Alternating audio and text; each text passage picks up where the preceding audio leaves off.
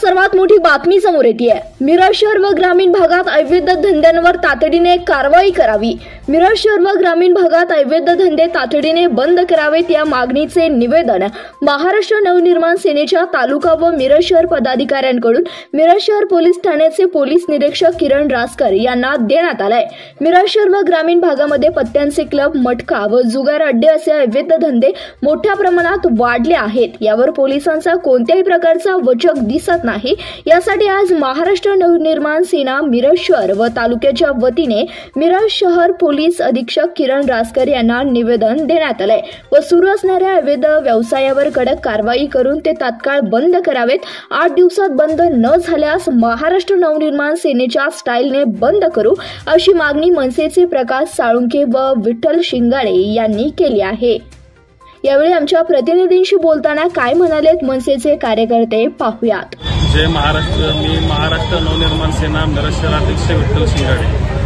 आज आम्ही पोलिसांना निवेदन दिलेलं आहे। शहरामध्ये व ग्रामीण भागामध्ये पत्त्याचे क्लब, जुगारचे अड्डे मोठ्या प्रमाणात सुरू झालेले आहेत। अवैधरित्या कसिनो, जुगार अड्डे यावर पोलिसांचा कोणताही वचक नाही। स्वतःच्या मर्जीनं जसं आपण वागतो तसं सुरू आहे।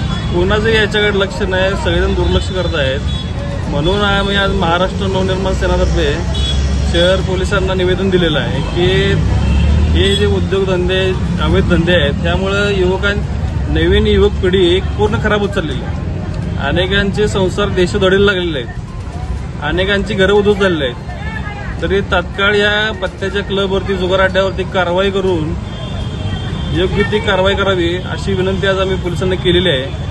आणि जर त्यांनी याच्यावर कारवाई नाही केली तर येत्या 8 दिवसात महाराष्ट्र नवनिर्माण सेना लाव रे तो व्हिडिओ या माध्यमातून, जसे राजसाहेब ठाकरे यांनी गुढीपाडवा मेळाव्यामध्ये नदी प्रदूषणावर जसा व्हिडिओ दाखवून लोकांनी जनजागृती केली की नद्या कशा स्वच्छ केल्या पाहिजे, किती घाण झाल्या आहेत, त्याच प्रकारे आम्ही मिरज शहरामध्ये लक्ष्मी मार्केट येथे एक मोठी स्क्रीन लावून शहरामध्ये व ग्रामीण भागामध्ये सुरू। धन्यवाद। प्रतिनिधी इरफान बारगीर, CBS न्यूज मराठी, सांगली।